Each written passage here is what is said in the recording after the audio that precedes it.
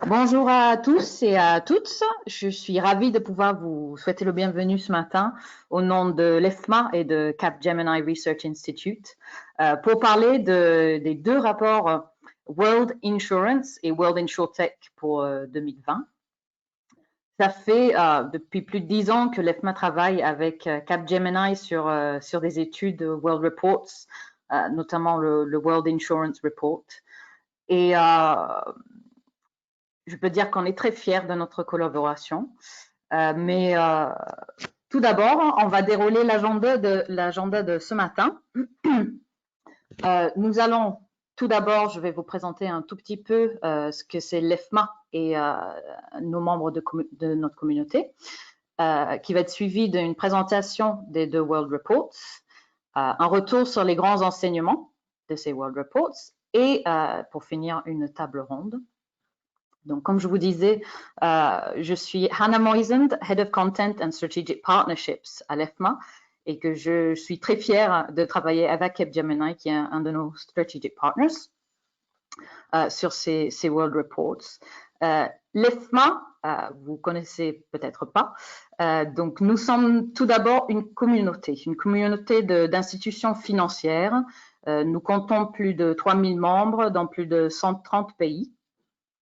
Et notre but pour nos membres, c'est vraiment de les réunir autour des tendances dans nos industries, que ce soit assurance ou banque assurance, et aussi de vraiment partager les expériences, partager les problèmes et aussi partager les best practices.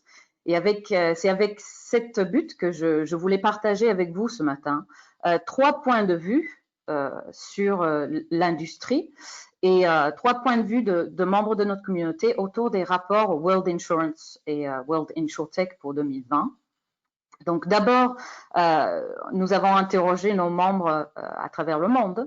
Donc ce matin, je partage avec vous l'avis de Dennis Liu d'Etika Insurance Singapour, qui nous a partagé le fait que pour eux, vraiment en ce moment, c'est le client qui est au cœur de tout, que c'est le client qui est au cœur de l'écosystème de l'invention ou de l'innovation et que c'est vraiment le client qui doit être au centre de toutes nos actions, tous nos développements et que effectivement la crise sanitaire que nous traversons tous aujourd'hui soit vraiment l'opportunité de digitaliser l'assurance beaucoup plus vite et à plus grande échelle qu'on aurait pu imaginer même il y a un an. Ensuite, Emmanuel Djengue de RGAX nous a partagé son avis encore sur la digitalisation, la transformation digitale qui devient vraiment essentielle aujourd'hui pour toute notre communauté, mais aussi le fait qu'on remarque une présence de plus en plus pertinente des big tech. Donc, je sais très bien que nous allons en parler tout à l'heure, mais que nous devons utiliser ou regarder ces big tech comme vraiment un exemple et une vraie étude de cas pour comment réussir la relation client et comment gagner la confiance de nos clients. Et en dernier, Alan Haid de Desjardins General Insurance Group au Canada a encore souligné la digitalisation, je pense qu'on ne peut pas s'en échapper aujourd'hui, et le rôle des big tech, de comment vraiment devenir concurrent avec les big tech et comment utiliser la digitalisation pour créer une vraie expérience client et aussi pour gérer les coûts qui sont associés aujourd'hui. Donc voilà, c'est tout pour moi. Je voulais juste lancer le débat, si vous voulez, avec les 3 points de vue de membres de nos communautés. Je suis très honorée de pouvoir présenter aujourd'hui Elias Ganem et Thierry Loras de Capgemini. Et si vous permettez, messieurs, juste avant que je vous lance sur les présentations, n'oubliez pas que vous pouvez utiliser le forum chat pour poser toutes vos questions ce matin. Tout au long des sessions, n'hésitez pas à poser vos questions et au moment venu, on pourra les interroger nos intervenants. Donc, dernièrement, je dois aussi vous signaler que toute la session de ce matin sera enregistrée. En tant qu'intervenant ou en tant que participant, vous ne figurez pas sur l'écran, mais si ça pose un problème à quelqu'un, s'il vous plaît, n'hésitez pas à nous contacter à privacy, @fma.com. Donc, les formalités sont finies. Je suis désolée. Merci beaucoup. Et Elias, Thierry, à vous. Merci Anna. Bonjour à vous tous et à toutes. Nous devions nous rencontrer en live à la bourse. Néanmoins, vu les circonstances, on est ici en visuel. Du coup, on a une audience encore plus grande. Et je vais vous présenter un peu les points clés de nos rapports. Et en fait, juste pour commencer, un peu de contexte dans ce qu'on fait. À Capgemini, nous produisons énormément de rapports tout au long de l'année. Et dans le monde de l'assurance, nous produisons 2 grands rapports chaque année, qui sont le World Insurance Report et le World InsurTech Report. Nous avons résumé ici un peu en quelques lignes les 2 dernières éditions. En 2019, en mai 2019, nous avons lancé l'Insurance Report et nous avions parlé des risques émergents. Nous avons, après en septembre 2019, lancé le 2e rapport de l'InsurTech et là, nous avons parlé qu'il fallait se préparer à un concept de marketplace, de place de marché. Et cette année, que nous allons voir dans le détail, les rapports de l'assurance et de l'InsurTech parlent de le millennial, une mentalité beaucoup plus qu'un âge, et puis surtout, aujourd'hui, avec le InsurTech Report, dans tout ce que nous voyons actuellement, c'est la situation les nouvelles tendances à cause de la situation actuelle. Pour vous donner un concept, pour chaque rapport, nous interviewons énormément de personnes. Nous interviewons plus de 140 exécutifs à travers le monde, plus de 8000 consommateurs. Nous couvrons le monde entier et nous couvrons tous les aspects de l'assurance. Et en une ligne, les rapports ont un sujet principal. En 2019, nous avons parlé que le client demande que son assureur soit un partenaire, quelqu'un qui le prépare et quelqu'un qui soit à ses côtés quand il faut payer. Dans l'InsurTech, nous avions lancé le concept des 3 catégories d'InsurTech, les enablers qui permettent aux assureurs de lancer leurs produits, les distributeurs qui prennent le dernier bout de l'expérience et les full carriers qui font la concurrence. En 2020, nous avons parlé de tout le monde est digital et là aujourd'hui, nous allons aussi parler que tout le monde recherche une expérience Big Tech. Avant de se lancer dans le rapport, qu'est-ce qui s'est passé en 2019? Dans le World Insurance Report en 2019, nous avions identifié 5 grands risques. Si vous regardez en bas à gauche, eh bien, nous avions parlé qu'il risquait dans les années à venir d'avoir de nouveaux gros problèmes en rapport avec la santé. Et le Covid, hélas, est un élément de ça. Après, nous avons parlé aussi de l'évolution de la dynamique du business. Les clients ont des attentes différentes, il y a de nouveaux acteurs qui interviennent et finalement, il y a de nouveaux business models. Et aujourd'hui, dans le 2020, eh bien, suite à ça, il y a une évolution des préférences du consommateur et une évolution de l'écosystème. Pour donner un peu le contexte, dans chacun des rapports, nous avons, comme j'avais dit auparavant, énormément d'études qui sont faites. Dans l'assurance, plus de 8000 personnes ont été interviewées, comme vous voyez à travers tout le monde, dont 500 personnes en France, et vous allez voir de l'information spécifique sur le marché français. Nous avons aussi interviewé 152 exécutifs dans l'assurance à travers tous les pays.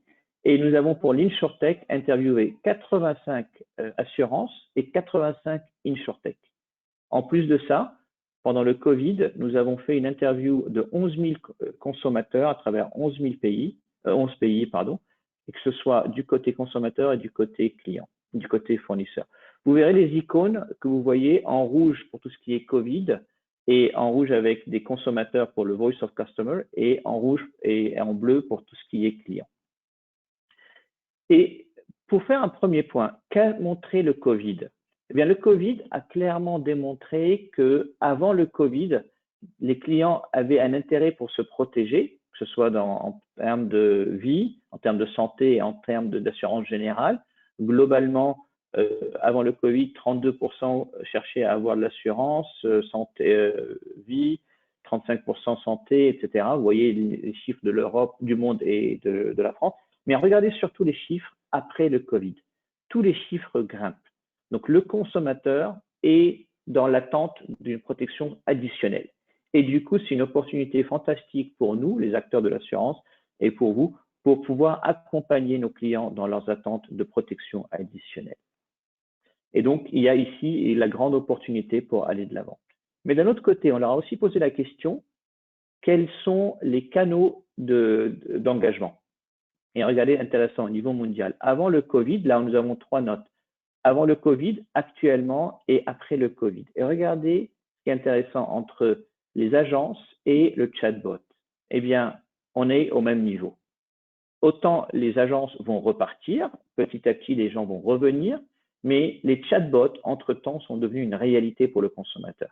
Et surtout, le grand gagnant de cette situation, c'est vraiment le monde mobile, le monde digital, que ce soit en mobile ou que ce soit en website.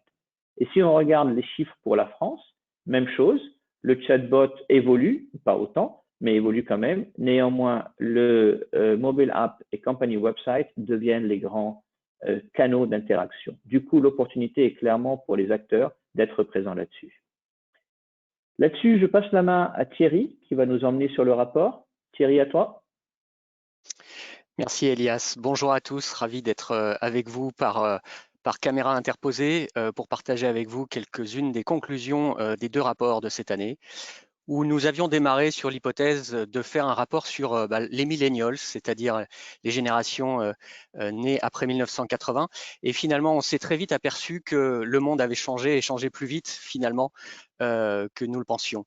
Lorsque l'on regarde aujourd'hui finalement j'allais dire la facilité avec laquelle les différentes générations s'approprient les outils digitaux, eh ben, on fait une première conclusion et ça sera un des premiers chiffres marquants du rapport de cette année, c'est que finalement la facilité d'utilisation de ces outils et de ces canaux finalement transcende les générations aujourd'hui qui se les ont largement appropriés. Et donc, everyone is digital. Et c'est un des premiers enseignements. Le deuxième enseignement de cette étude, c'est que les consommateurs sont en train d'évoluer en termes de qui est le tiers de confiance finalement et vers qui je me tourne pour avoir les informations les plus fiables. Et là aussi, la surprise, c'est qu'avec le développement des réseaux sociaux, eh bien, ces consommateurs font avant tout confiance à eux-mêmes, confiance à leurs pairs, confiance à leurs amis, à leur entourage, d'une part. Et d'autre part, c'est que la confiance change de camp également avec l'utilisation de plus en plus poussée de solutions, de services, d'acteurs technologiques, les big tech, mais pas seulement, puisque aujourd'hui, l'ensemble des acteurs qui veulent de près ou de loin dans leur écosystème toucher des clients assurances s'approprient et mettent sur le marché des outils et une facilité des usages qui facilitent la confiance. Troisième enseignement, eh bien, c'est que sans surprise, les consommateurs attachent de plus en plus d'importance à l'expérience, que ce soit l'expérience d'achat, l'expérience de gestion de leur contrat et de relations dans la durée, ou que ce soit l'expérience au moment clé, au moment de vie clé ou au moment clé de leur relation avec les acteurs de l'assurance. Donc voilà 3 grands enseignements du World Insurance Report de cette année. Et donc, comme Elias l'a rappelé très justement, à situation exceptionnelle, besoin d'un nouveau schéma de pensée, nouvel état d'esprit. Nouvel état d'esprit, puisque en ce moment, en France, nous avons Roland-Garros avec un décalage. On a besoin tous d'hausser le niveau de jeu et d'accélérer sur un certain nombre de sujets, que ce soit sur la réactivité, la partie time, la partie autonomie ou la partie différenciation. Alors pour cela, le rapport World InsurTech Report de cette année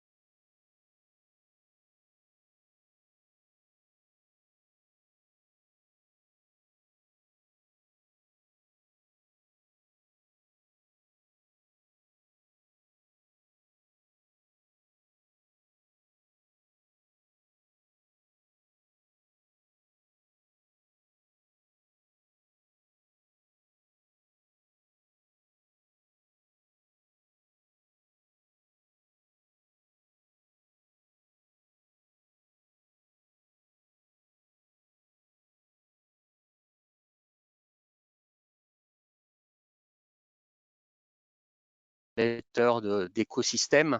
Il y a dans aujourd'hui l'industrie des acteurs qui viennent petit à petit créer des brèches ou entrer sur des niches de marché ou sur des parties de la chaîne de valeur qui mangent un petit peu sur l'écosystème traditionnel et le marché traditionnel des acteurs de l'assurance. Et on y reviendra. Le troisième enseignement, c'est ce que je disais tout à l'heure sur require new mindset. Finalement, sur le nouvel état d'esprit dont les acteurs de l'assurance doivent s'emparer, les nouvelles capabilities, les nouvelles compétences et capacités qu'ils doivent mettre en œuvre pour réagir face à cette situation. Je vais juste faire un check avec Elias. Est-ce que vous m'entendez toujours? Entendre de nouveau. Vas-y. D'accord, merci. Désolé. Je te fais avancer, Elias, peut-être sur les conclusions?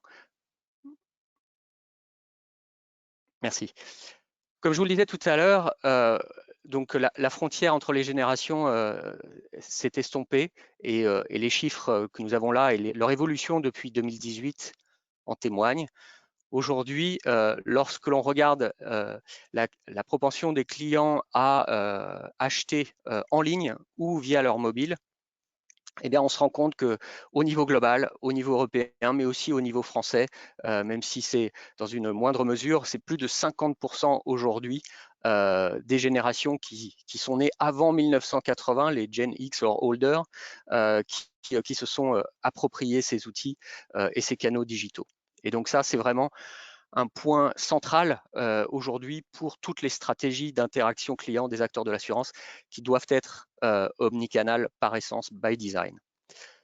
Le deuxième élément, c'est que plutôt que de segmenter leurs clients par tranche d'âge, finalement, on a essayé de voir quelle pouvait être une segmentation qui reflète un petit peu mieux à la fois le comportement, j'allais dire, social et social en ligne de nos consommateurs, et puis leurs préférences d'achat.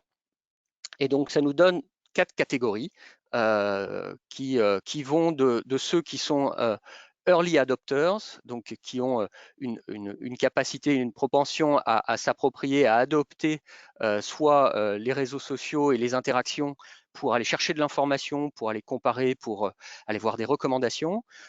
Et puis, ça, c'est sur l'échelle du bas. Et puis, sur l'échelle en ordonnée, sur les préférences d'achat, c'est plutôt la propension à aller acheter de nouvelles catégories de services ou de biens en ligne. Et donc, vous avez donc dans le carré en haut à droite les pionniers et à l'inverse, en bas à gauche, ceux qui sont plutôt suiveurs. Et vous voyez que la proportion de la population s'équilibre entre les différents segments, entre, j'allais dire, un peu moins de 30% sur la partie pionnier au niveau mondial et 40% encore qui restent suiveurs, avec 10% plutôt expérimentaux ou 24% qui vont très souvent chercher de l'information en ligne avant de prendre une décision. Si on regarde maintenant les différentes les différences entre pays, vous allez voir que finalement, entre une vision globale et une vision européenne, il n'y a pas tellement d'écart que ça. La France étant peut-être encore un petit peu différente, mais si on devait brosser ce tableau-là et son évolution dans le temps, on verrait de toute manière une augmentation des catégories, soit pionniers, soit expérimentaux ou inquisitives, et une baisse de la partie follower. Donc c'est important, les followers restent un segment important qui vont être plutôt observateurs et qui vont suivre ce que les autres ou imiter ce que les autres vont faire. Pour autant, il est absolument indispensable de se positionner aussi par rapport aux autres et d'en tenir compte dans les stratégies d'innovation. Sur maintenant, l'équation de la confiance dont je parlais tout à l'heure, les consommateurs, évidemment, j'allais dire hier, et il y a encore peu de temps, faisaient confiance à leurs acteurs de proximité. C'est toujours le cas, et je pense qu'il ne faudrait pas qu'il y ait de mauvais messages, c'est toujours le cas. Simplement, ils ajoutent à cela leur propre recherche, leur propre expérience omnicanale, et puis l'expérience de leur entourage. Et ça, c'est aussi un phénomène qui est frappant. De même que sur le type d'acteurs auxquels ils sont aujourd'hui prêts à s'adresser, on voit qu'il y a une propension, une volonté finalement de se tourner aussi vers des acteurs non spécialistes de l'assurance ou non traditionnels qui pourraient leur apporter un service finalement meilleur ou différencié. Voilà.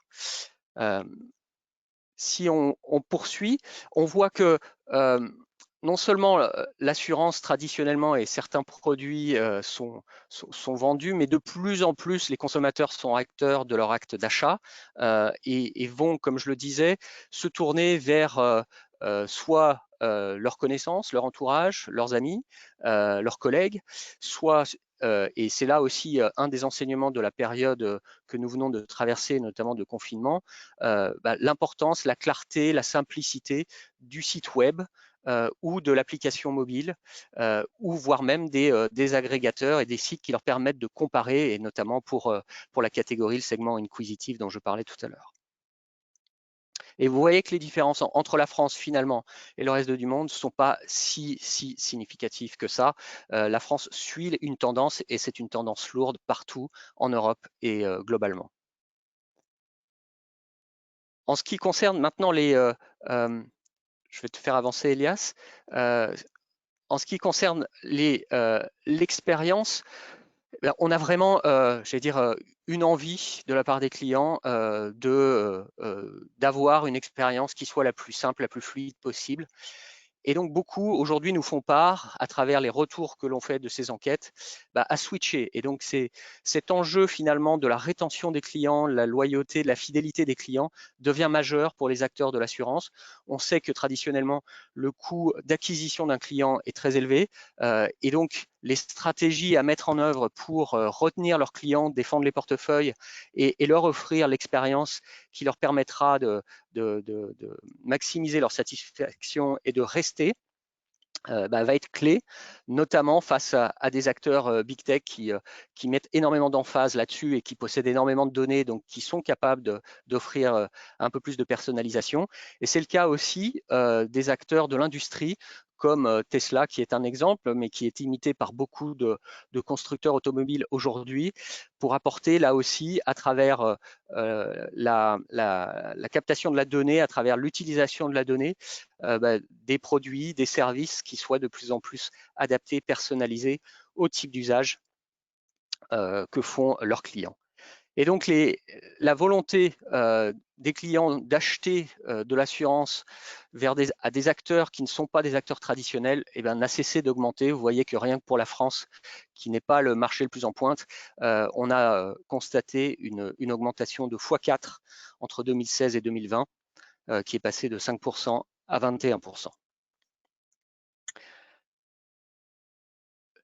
Maintenant, si je regarde la vision des acteurs de l'assurance, mais plutôt côté InsurTech, comme je vous le disais tout à l'heure, on a 3 grands enseignements du rapport cette année, du World InsurTech Report, mais qui rejoignent et qui vont dans le prolongement direct de ce que nous avons observé en début d'année pour le World Insurance Report.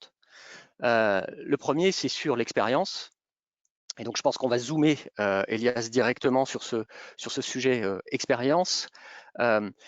Parce que ce qu'attendent les clients, en fait, non, tu peux rester sur l'autre page. Voilà. Je te fais avancer sur l'autre page. Merci. En fait, ce qu'attendent les clients durant cette phase qui est pleine d'incertitudes, c'est que les assureurs, finalement, se focalisent sur des priorités et leurs priorités critiques. En fait, qu'est-ce qu'attendent les clients? Ils attendent tout simplement un accès facile à leurs services, un type d'interaction qui soit fluide. Ils attendent aussi le fait que, comme eux-mêmes subissent des événements qu'ils n'avaient pas anticipés et subissent cette incertitude, que dans les interactions, les choses aillent vite, qu'elles soient quasi temps réel, et surtout qu'elles leur permettent de suivre finalement l'avancée de leur dossier, l'avancée de leur interaction de manière transparente jusqu'au résultat. Le troisième type d'attente, c'est et on l'a vu avec l'automobile et tous avec des véhicules qui attendaient gentiment dans les garages ou sur les parkings pendant le confinement. L'assurance finalement à l'usage et finalement de payer et de consommer du service lorsque j'en ai besoin, lorsque je l'utilise, devient finalement quelque chose qui rentre dans les mœurs beaucoup plus vite que ce l'était le cas dans les années précédentes. Et ça, les assureurs doivent y apporter une réponse. Le quatrième élément, c'est qu'évidemment, face à des événements imprévus, face à des situations de stress, j'ai besoin que l'assureur reste un acteur qui émotionnellement puisse interagir avec moi de la bonne manière et avec, j'allais dire, la bonne empathie face à des situations qui sont souvent des situations difficiles ou critiques. Enfin, le dernier point, c'est l'accès partout, sur tous les canaux, ou en tout cas, je choisis le canal avec lequel je souhaite interagir, mais avec un design qui n'est pas un jargon d'assureur, qui n'est pas compliqué et qui, pour moi, est adapté à mon environnement et à la façon dont je souhaite interagir. Donc, par rapport à ça, finalement, quelles sont les zones ou les sujets sur lesquels les assureurs doivent se concentrer? Le premier, c'est être capable de répondre en temps réel ou quasi temps réel. Le deuxième, c'est évidemment d'adapter leur processus pour apporter une résilience suffisante pour traverser cette crise sans mettre en péril finalement les canaux d'interaction avec leurs prospects ou leurs clients. Troisième élément, c'est les modes de consommation ou d'usage de leurs produits ou des services.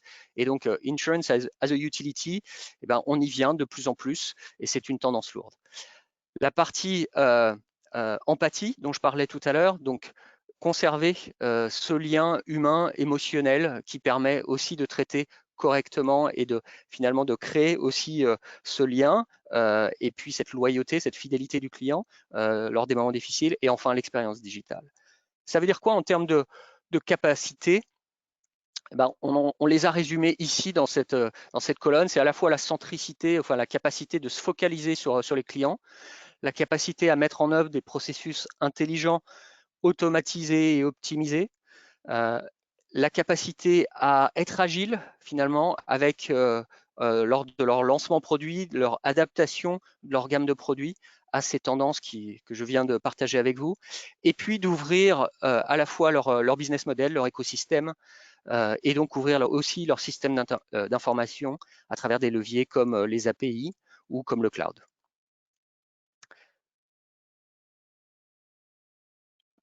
Lorsqu'on regarde finalement le niveau de maturité et qu'on interroge aussi nos interlocuteurs, acteurs de l'assurance, qu'est-ce qu'ils nous livrent?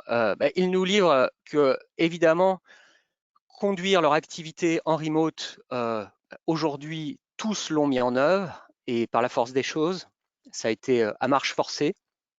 Mais aujourd'hui, c'est, je pense, pour la plupart des acteurs de l'assurance, chose faite. La capacité de gérer des données en temps réel, le traitement du risque cyber, les sujets d'innovation, tous s'y sont également attelés. Il reste encore beaucoup de choses à faire, mais j'allais dire, plus de la moitié des assureurs ont mis en place ces capacités. C'est en tout cas le message qu'ils nous remontent. En revanche, on voit que sur beaucoup de domaines, on est encore à un tiers, voire même moins sur certaines catégories d'acteurs qui ont investi et mis en œuvre ces capacités dans l'ensemble de leur entreprise, de leur compagnie. Et donc, beaucoup de chemin reste à faire pour couvrir ces domaines-là et être compétitif sur ces sujets.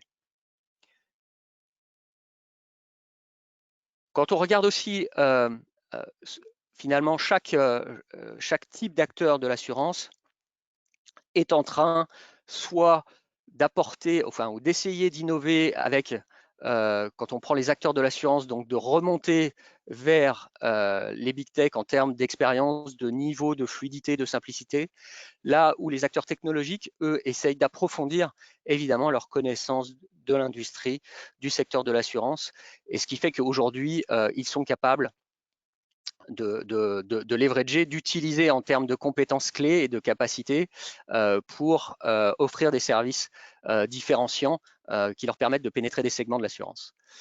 De multiples exemples, je ne vais pas m'appesantir, vous aurez largement le loisir de les consulter dans le rapport que vous pourrez télécharger sur Internet, mais vous voyez que les gros acteurs tels que Google, Apple ou que Oscar, si on prend par exemple les États-Unis, ou aujourd'hui en France Descartes Underwriting, qui est une très belle insurtech qui a levé 15 millions et qui propose là aussi des services autour de l'intelligence artificielle. Tous ces acteurs sont en train d'avancer et de gagner en maturité. Donc l'innovation est réellement maintenant, j'allais dire, se répand de manière générale. Après, la difficulté, et tous les acteurs le partagent également, c'est le passage à l'échelle, c'est l'industrialisation pour justement offrir cette expérience personnalisée à leurs clients. Alors, quand on regarde le focus des InsurTech, et Elias l'a mentionné tout à l'heure, on voit que les 3 catégories d'InsurTech, donc enabler, distributeur et assureur, j'allais dire de plein exercice agrémenté, le paysage est assez différencié dès lors qu'on parle des États-Unis, de l'Europe ou de la France. Et sur la France, évidemment, le paysage InsurTech se concentre plutôt sur à la fois des distributeurs, par exemple des courtiers digitaux, également sur des business models qui permettent de travailler en B2B avec les assureurs et d'augmenter quelque part leur chaîne de valeur, soit sur la fraude, soit sur l'aide à la vente et le rebond commercial, ou d'autres capacités sur lesquelles ils apportent leur maîtrise et leur expertise de la technologie ou par exemple du machine learning. Lorsqu'on regarde aussi les différentes lignes ou les différentes frontières qui existaient auparavant entre les acteurs, eh bien, on voit qu'elles sont en train de s'effacer. À la fois, et je vais te faire avancer Elias sur l'animation, mais sur des acteurs technologiques qui collaborent avec des InsurTech pour justement, et c'est le cas par exemple de Majesco, à la fois sur des big tech, et vous avez vu que ce soit Google, que ce soit Amazon, ont fait des annonces qui ont fait évidemment beaucoup de bruit, notamment aux États-Unis, mais on voit que la menace se rapproche en Europe également. Que ce soit sur des acteurs non traditionnels, je mentionnais tout à l'heure Tesla, mais on pourrait mentionner également Ikea sur l'écosystème de la maison, sur lequel ils sont pleinement légitimes en termes de marque. C'est le cas également d'InsurTech qui sont devenus des compagnies d'assurance de plein exercice et qui affirment leur présence avec une très très forte croissance comme Root. C'est le cas aussi des InsurTech qui sont plutôt distributeurs ou enablers et qui vont soit acquérir des acteurs de l'assurance pour se renforcer et j'allais dire étoffer leur chaîne de valeur et leur présence, soit dans le cas des assureurs comme State Farm qui vont créer finalement un new business, une nouvelle activité complètement digitale, par exemple sur l'assurance auto. Donc on voit que tout le paysage est en train de se redessiner et que finalement les frontières traditionnelles sont en train de s'effacer. Donc par voie de conséquence, la concurrence est exacerbée aujourd'hui et c'est là aussi un des enseignements de ce rapport. Alors, on a essayé à travers les enseignements de ce rapport, de faire une synthèse, et c'est toujours un exercice périlleux, finalement des capabilities critiques que les acteurs de l'assurance se doivent de maîtriser. Et donc, on a, dans une perspective de long terme, regardé ce qu'ils doivent maîtriser maintenant, ce qu'ils doivent maîtriser plutôt à terme, et vers quel objectif, d'une part, et d'autre part, quelles sont celles qui doivent plutôt construire eux-mêmes et capitaliser sur leurs assets, leur expertise, leurs connaissances, celles qui pourraient être inspirées d'acheter ou en tout cas d'acquérir, et celles sur lesquelles ils pourraient collaborer avec des InsurTech. Et vous avez en résumé voilà, les différentes capacités technologiques notamment qui pourraient leur permettre d'aller vers plus de personnalisation, d'aller vers plus de processus intelligents et optimisés et automatisés grâce à l'intelligence artificielle, et vers plus d'innovation continue, parce que le mouvement de fond qu'on a observé va se poursuivre évidemment. Voilà, j'ai été très rapide et synthétique. Elias, je vais te repasser la parole pour accueillir notre premier invité. Merci Thierry. Et donc, en résumé, nous avons mis ici en une page les points saillants des deux études.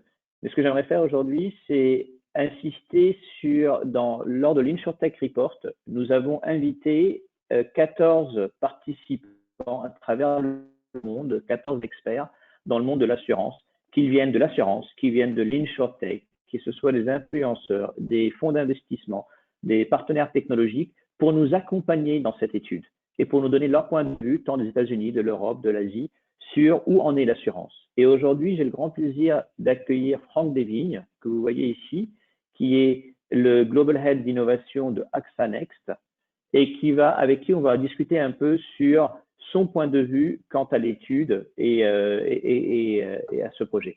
Franck, merci beaucoup d'être avec nous aujourd'hui. Bonjour Elias, bonjour tout le monde.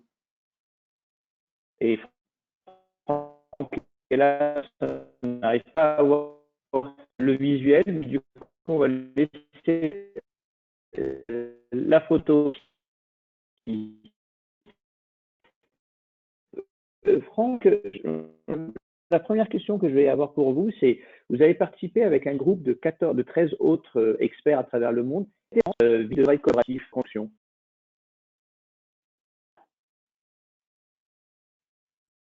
Oui, écoutez, Elias, c'était effectivement très intéressant de partager nos points de vue, d'arriver à essayer d'extraire le meilleur de la technologie, le meilleur des métiers de l'assurance et ensemble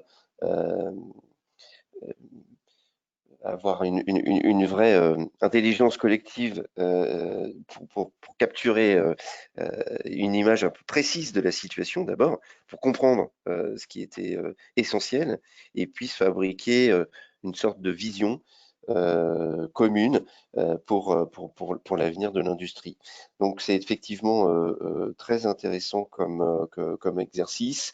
On a nous aussi finalement beaucoup appris à partager ces perspectives ensemble et à se façonner une vision précise pour le futur. Super. Si on ramène ça un peu en France aujourd'hui, est-ce que vous pouvez décrire ce que fait AXA Next et comment ça se positionne AXA Next dans l'innovation pour le groupe AXA? Oui, en effet. Donc AXA Next est un écosystème d'entités liées à l'innovation. Ça représente 10 000 personnes et pour servir quelques millions en fait de clients dans 40 pays avec un revenu de 3 milliards d'euros si on met tout l'ensemble. Donc l'idée de l'open innovation, c'est la collaboration stratégique avec un certain nombre d'acteurs de la technologie, que ce soit des startups, des scale-up ou des big tech. Voilà, dans l'idée d'adresser des risques émergents ou des risques d'ailleurs globaux, on l'a vu récemment, de fabriquer, de répliquer, mais aussi d'étendre avec un effet d'échelle des solutions innovantes dans des pays avec des populations aujourd'hui non couvertes par l'assurance traditionnelle, on va dire, et puis atteindre un certain nombre de communautés qui aujourd'hui ne sont pas correctement couvertes. Et bien sûr, l'objectif prioritaire est d'améliorer radicalement l'expérience client au travers des entités d'AXA dans le monde.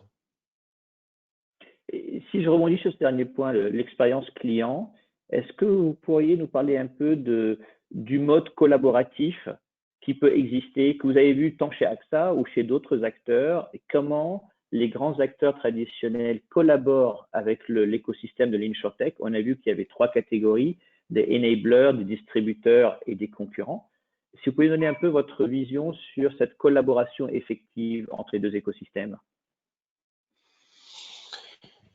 Oui, écoutez, Je pense que effectivement on est dans une approche de coopération avec ce qu'apporte la technologie de meilleur, ce qu'apporte l'accès à un certain nombre de données, ce qu'on appelle le data analytics ou l'intelligence artificielle, permettent d'impacter en fait nos business et d'améliorer l'expérience client.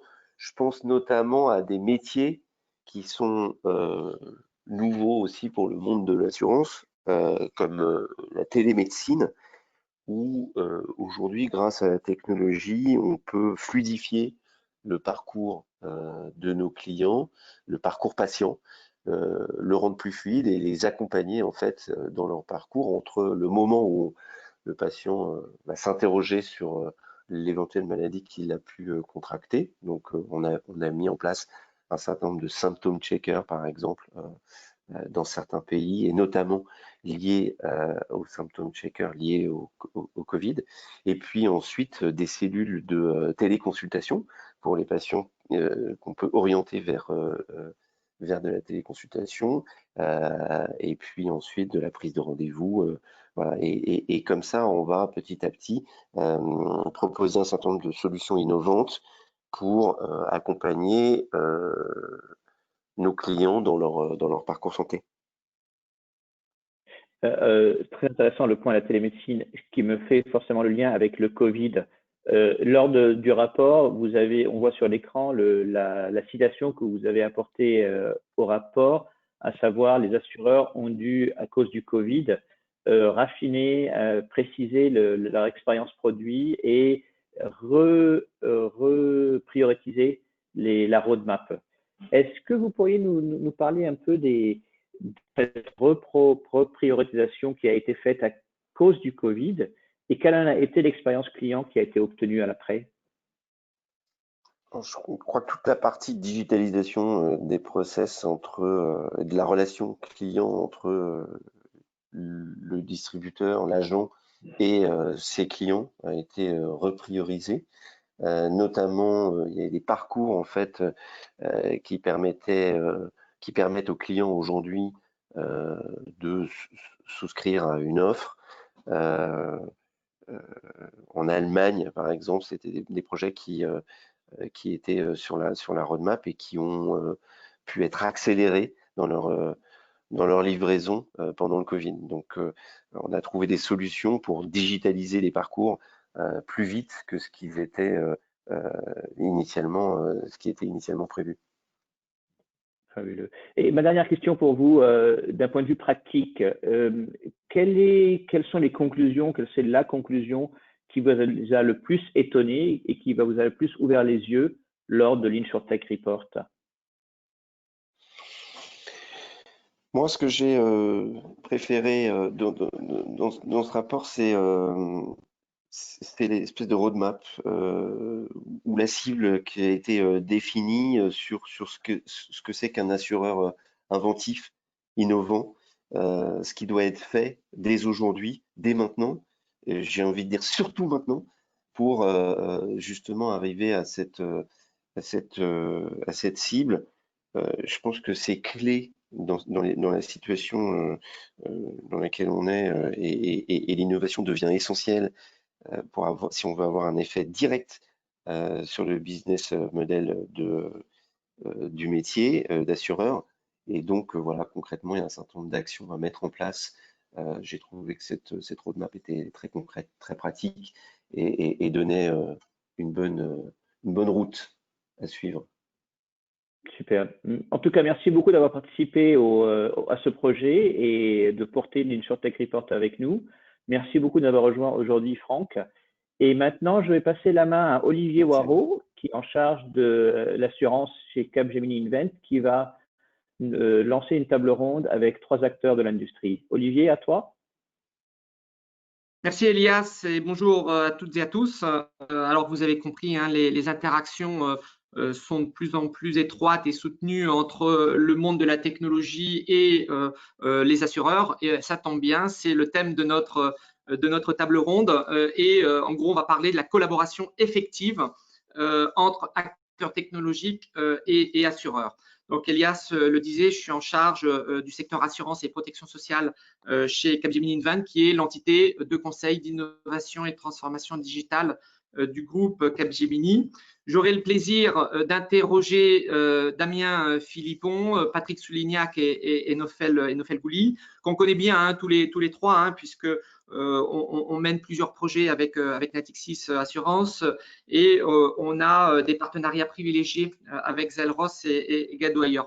Peut-être, messieurs, pour commencer, en une minute, si vous pouvez vous présenter rapidement. Alors peut-être Nofel, je vais le faire dans l'autre ordre, Nofel, Patrick et Damien. Très bien, ben, écoutez, bonjour et puis merci de nous recevoir pour ce webinaire et pour le contenu aussi du report qui est très très riche d'enseignements et qui est évidemment dans la continuité en tout cas des priorités que l'on a dans le monde de l'assurance et au sein de BPCE et de Natixis. Donc moi au sein de Natixis, je suis directeur général délégué au sein du pôle assurance de Natixis et plus particulièrement au sein du métier assurance de personnes et je m'occupe d'un domaine qui s'appelle expérience utilisateur et technologie et qui couvre donc plusieurs directions dont la DSI, la direction expérience utilisateur et la direction data. Merci Nofel. Patrick? On t'entend pas, Patrick. Ah, pardon. Effectivement, j'espère que là, vous m'entendez. Donc, moi, je suis Principal Solution Consultant chez Guidewire Software. Donc, ce qui veut dire que je suis en charge de l'accompagnement dans tout le cycle avant-vente, notamment en France, pour nos clients et futurs clients. Et voilà, pour ceux qui ne connaissent pas Guidewire, donc nous sommes un éditeur de logiciels cœur de métier focalisé sur l'assurance de biens et de responsabilité, donc typiquement l'IARD, avec aujourd'hui 8 clients français, dont Natixis, qui nous fait le grand plaisir effectivement de nous faire cette confiance. Et nous sommes également, comme tu le notais, Olivier, un partenaire de Capgemini qui a une pratique bien établie dans l'intégration de nos solutions. Bonjour à toutes et à tous. Donc, Damien, moi, je suis un des 3 cofondateurs de Zelros. Donc, Zelros est un éditeur de logiciels B2B. Donc, on est dans la catégorie InsurTech Enabler du rapport de Capgemini. Et voilà, nous sommes spécialisés dans l'intelligence artificielle pour le secteur de l'assurance, secteur de l'assurance au sens large, donc à la fois les assureurs, les banques assureurs, les courtiers et les réassureurs. Merci Damien. Alors bon, on va avoir une grosse quinzaine de minutes, donc ça va être un peu frustrant, je pense, tant on déborde de questions hein, sur cette thématique-là. Peut-être structurer un peu la table ronde en 2 temps, sur 2 grandes questions, l'entrée en relation entre acteurs technologiques et assureurs, et puis ensuite les modalités de travail, les interactions en day-to-day. Nofel, je me retourne vers toi. Natixis Assurance a lancé une initiative pour accélérer ses interactions et son travail avec le monde technologique et les startups en particulier, je crois principalement autour de la data. Est-ce que tu peux nous en dire 2 mots, s'il te plaît? Oui, alors bon, plus globalement, hein, Natixis et plus particulièrement le pôle assurance de Natixis a mené des programmes de transformation maintenant depuis plusieurs années dans le cadre notamment du programme New Dimension en vue de devenir un banque assureur de plein exercice. Un des leviers évidemment de cette transformation, c'est le levier digital. Alors, dans le levier digital, la transformation digitale, et comme votre étude l'a montré, il y a plusieurs composantes. Hein. Il y a évidemment la digitalisation des processus, l'expérience client qui est plus fluide, qui est plus enrichie. Et il y a évidemment le volet aussi exploiter la data, mettre la data à disposition des métiers. Alors, tous ces éléments-là, bien évidemment, doivent concourir à développer notre efficacité commerciale et améliorer notre efficacité opérationnelle. Alors, évidemment, que ce soit avec Guidewire ou avec Zelros, eh bien, nous travaillons avec ces acteurs-là qui nous amènent une expertise technologique et nous travaillons aussi avec Capgemini qui amène cette expertise, cette connaissance du monde des technologies. Ce qui est important aussi, c'est qu'avec ces acteurs-là et avec nos partenaires de manière générale, ce qui est important pour nous, c'est qu'ils connaissent notre métier. Donc, et on voit là que ce soit avec les équipes Capgemini qui connaissent notre métier de l'assurance, Zelrose ou Guidewire qui sont spécialisés sur l'assurance. Nous, côté pôle assurance, c'est un intérêt. Alors, bien évidemment, on s'appuie aussi sur les expertises qu'il y a au sein de notre groupe. Mais disons que pour développer, pour mener à bien cette transformation digitale, on s'appuie sur nos compétences, les compétences du groupe et les compétences de nos partenaires. Effectivement, ce que l'on recherche chez nos partenaires, c'est évidemment l'expertise technologique, la connaissance de notre métier et aussi la capacité, et ça c'est on va dire une spécificité ou du moins en tout cas quelque chose qui est très exacerbé chez nous, c'est la capacité à s'intégrer dans notre écosystème, dans notre système d'information en répondant à des exigences de sécurité et à la capacité aussi à s'intégrer dans un système, on va dire, d'information qui est quand même très complexe et qui est sédimenté puisque on est chez un assureur, chez un bancassureur, chez un banquier où à la différence d'acteurs comme Google ou comme Tesla, nous, ça fait pas 15 ans qu'on fait ce métier-là, ça fait depuis bien plus longtemps et donc nos systèmes d'information, même si on les fait évoluer, en fait, ils se sédimentent, donc il faut être en capacité aussi de s'intégrer avec ces systèmes d'information. Merci Nofel. Alors on va peut-être rentrer dans l'entrée en relation et l'historique de vos relations. Ça fait déjà 3 ans que Natixis Assurance et Zelros collaborent. Peut-être, est-ce que vous pouvez rapidement, alors je ne sais pas si c'est Damien, si tu peux donner ton avis sur la question. Comment vous êtes rentrés en relation? Vous avez un partenariat entre Zelros et Natixis Assurance et c'est quoi la nature de ce partenariat et puis un peu peut-être Nofel derrière les enjeux qu'il y a derrière ce partenariat. Oui, alors Natixis nous fait confiance maintenant depuis plus de 3 ans. Natixis Assurance fait partie de nos premiers clients chez Zelros. On a démarré il y a 3 ans sur un premier cas d'usage sur ce qui est l'optimisation des actes de gestion donc dans l'assurance de personnes que Nofel représente. Cette première collaboration sur un premier cas d'usage a donné lieu à un deuxième cas d'usage sur lequel nous avons témoigné d'ailleurs récemment également en commun sur l'optimisation de la sélection médicale. Et puis, un premier cas d'usage, un deuxième cas d'usage, on s'est dit que voilà, il fallait donner un peu plus d'ambition et Natixis Assurance est très ambitieux. Donc, on s'est dit voilà, donnons-nous une visibilité sur plusieurs années et engageons d'autres cas d'usage en commun.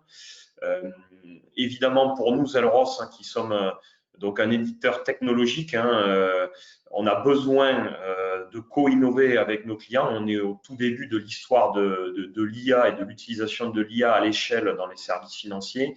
Et pour nous, c'est crucial de pouvoir identifier les bons cas d'usage qui drivent un vrai ROI et qui sont réplicables dans toute l'industrie. Et c'est pour ça que voilà, on a le grand plaisir de collaborer avec Natixis depuis 3 ans et pour encore maintenant plusieurs années devant nous. Donc je confirme, donc évidemment, pour faire un focus spécifique sur le sujet data, qui est chez nous ce qu'on appelle l'intelligence de la donnée, et le travail qu'on mène avec Zelros, donc tout ça s'inscrit dans un mouvement, dans une philosophie chez nous qui est de dire globalement, il faut qu'on atteigne maintenant une maturité collective et une maturité d'organisation autour de la data. Donc, il y a plusieurs leviers, donc des leviers d'acculturation, etc. Et il y a aussi ce levier d'aller chercher des partenariats, et notamment Zelros, avec qui on travaille maintenant depuis 2 ans et avec qui on a mené des projets qui sont des succès chez nous. Et donc, sur cette base-là, on a souhaité mettre en place un partenariat stratégique avec Zelros afin d'aller solliciter nos métiers. Ce qui est important, c'est que les projets soient dorénavant, et c'est peut-être logique, de maturité collective, de maturité organisationnelle, c'est d'aller solliciter les métiers pour aller identifier des cas d'usage, des cas de mise en œuvre de la data.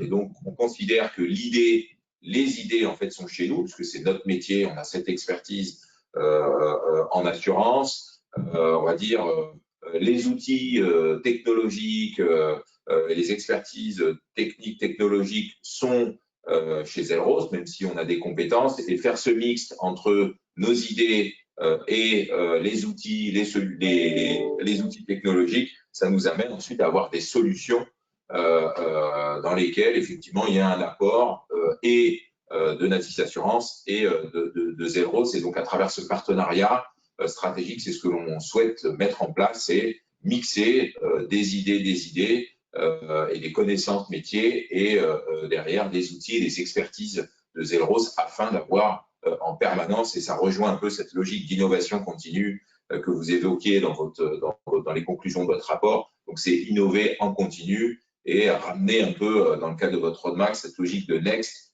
vers le now and new de plus en plus rapidement. C'est très clair, merci Nofel. Alors, on a évidemment une multitude d'insurtech ou startups qui existent et qui se créent. Il y a un élément qui nous semble clé, c'est la confiance, c'est-à-dire la capacité à se projeter dans une collaboration constante dans la durée. Alors, chez Capgemini, par exemple, on a créé la certification Scale-up Qualification qui est en fait qui donne des points de repère à nos clients assureurs. On assiste également à l'émergence de ce qu'on appelle des marketplaces. Patrick, je me retourne vers toi. Guidewire fédère un écosystème de start-up au travers de ce que vous appelez Dev Connect. Est-ce que tu peux nous dire en quoi, ça consiste concrètement, deux, ce que ça apporte à un fournisseur de solutions comme Guidewire? Tout à fait. Alors, en deux mots, nous, effectivement, nous proposons une marketplace qui donne accès aux interfaces gratuites avec 95 solutions partenaires à ce jour. C'est un nombre qui croît en continu et sur lequel, finalement, nos clients assureurs contractualisent avec chaque AssureTech, téléchargent le connecteur et peuvent utiliser la solution en complément de notre système cœur de métier. Et ça, c'est essentiel pour nous parce qu'à la fois, ça permet de faciliter l'intégration de nos solutions avec les solutions du marché et de renforcer l'agilité et l'innovation grâce aux AssureTech pour nos clients. Et on voit qu'il y a vraiment une forte demande sur ce domaine-là de la part des assureurs, notamment alors pour l'automatisation par l'IA. Donc, Zelros, dans le cadre de la vie, fait partie de ce genre de domaine. Dans le cadre de la vidéo, également de l'usage de la vidéo sur l'expertise, dans la lutte contre la fraude, dans l'Internet des objets, dans les solutions de paiement. Il y a beaucoup de choses qui sont en train de bouger très rapidement. Et donc voilà, nous continuons vraiment à embarquer sans cesse de nouvelles solutions. C'est vraiment un axe stratégique pour Guidewire pour faciliter, je dirais, l'innovation de nos clients. Damien, je me retourne vers toi. Zelros discute avec Guidewire et probablement avec d'autres marketplaces sur la place. Tu peux nous dire en deux mots ce que ça apporte pour une insurtech comme toi? Oui, alors cette table ronde pour nous, c'est un peu la table ronde rêvée parce qu'elle illustre les trois grands types de partenariats qu'on a créés chez Zelros.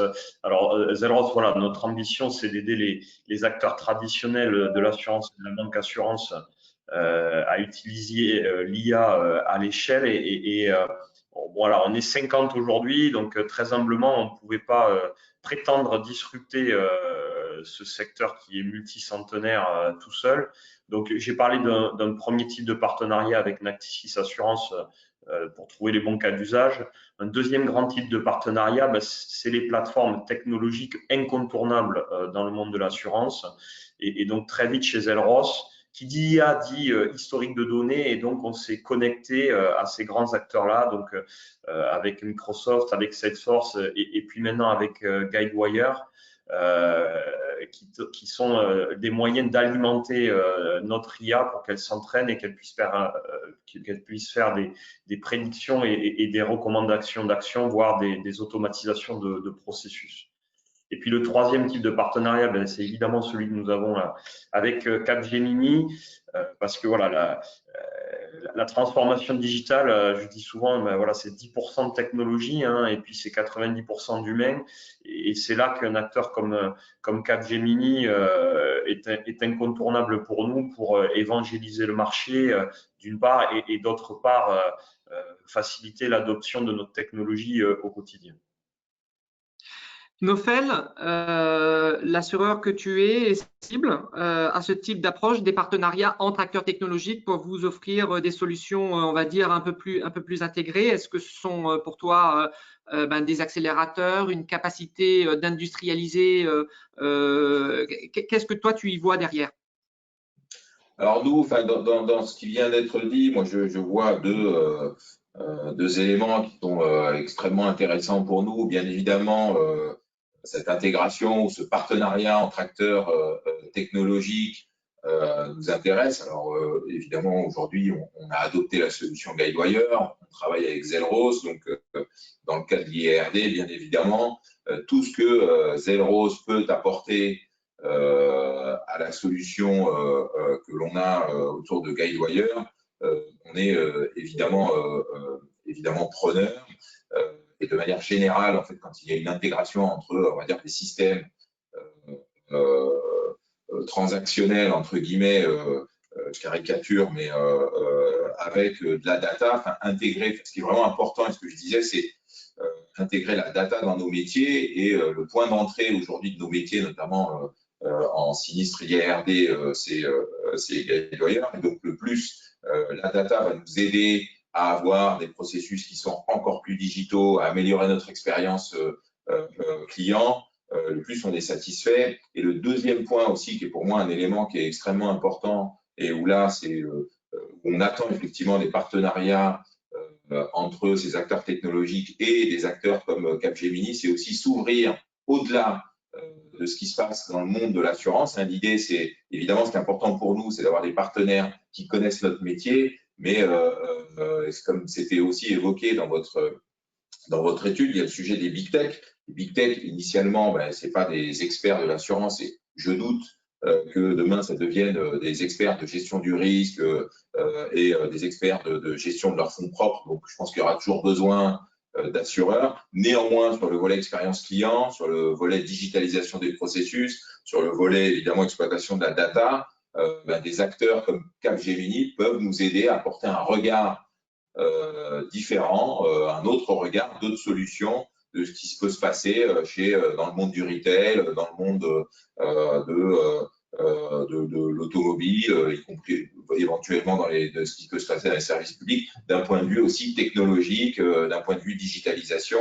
Et ça, c'est aussi un regard qui nous intéresse parce que, ça, je le dis, on n'a pas inventé, nous, dans l'assurance, voilà, la digitalisation des processus, l'expérience client. Bien évidemment, on apporte notre contribution, mais on n'est pas les seuls. Et donc, il faut aussi qu'on arrive à se nourrir. Et on se nourrit par le biais, notamment, de partenaires technologiques tels que Capgemini. Donc, voilà, c'est aussi ce deuxième levier qui est extrêmement important pour nous.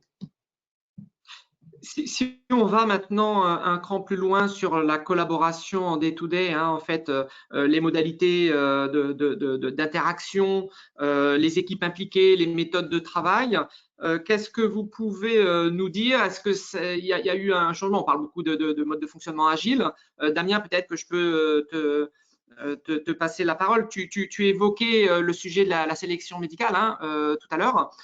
Est-ce que tu peux prendre cet exemple-là pour justement préciser un peu la nature des interlocuteurs que vous avez en face côté assureur et le mode de travail que vous avez instauré avec les équipes de Nofel?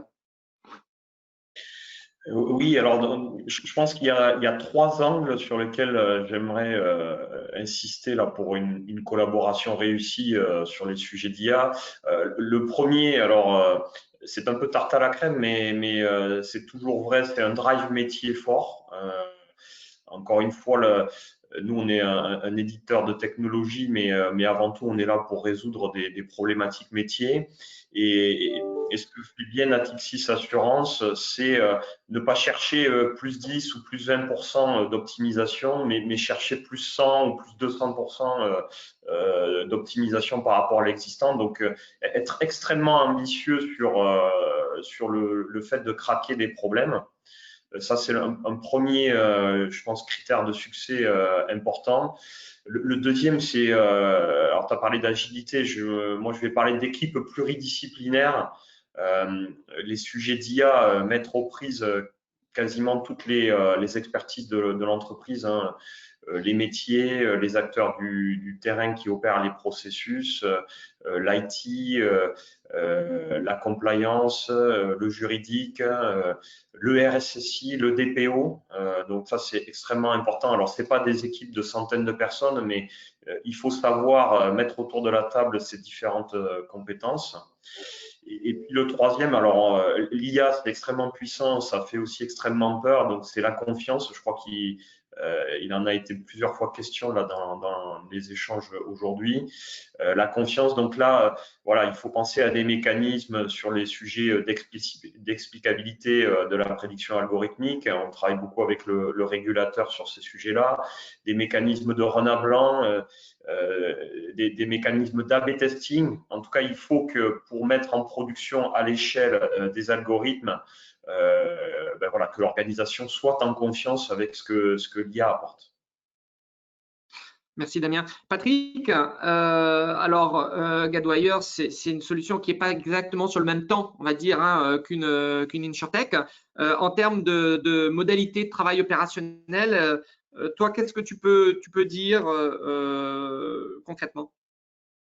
Pour nous, ce qui est vraiment essentiel, en fait, c'est de permettre à nos clients de passer je dirais, du POC ou du lab à l'industrialisation et de passer à l'échelle, qui est effectivement une problématique qu'évoquait Damien. Donc, c'est vraiment de fournir toutes les modalités d'intégration, et c'est quelque chose sur lequel on investit beaucoup, hein, en termes de SDK, d'API standardisés, etc., qui vraiment facilite l'accostage des nouveaux partenaires. Parce qu'il y a un peu deux temps. Il y a d'abord permettre du test and learn, se dire, voilà, il y a une InsurTech, il y a une possibilité, pouvoir tester rapidement, est-ce que ça répond ou pas aux besoins métiers, est-ce qu'effectivement ça apporte un plus.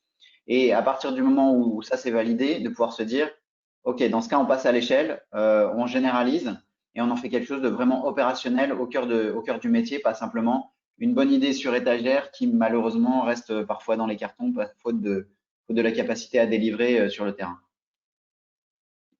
Ça, c'est vraiment l'axe. Je vois qu'Elias à me mettre un peu la pression là sur le timing. À mon avis, on commence à déborder. Je vais juste peut-être en conclusion, Nofel, si tu devais retenir 2 ou 3, soit facteurs clés de succès, soit écueils à éviter dans la collaboration entre les univers techniques. Je vais faire très très court. Moi, je ne fais pas de POC. Moi, je fais deux choses. Je fais un proof of value.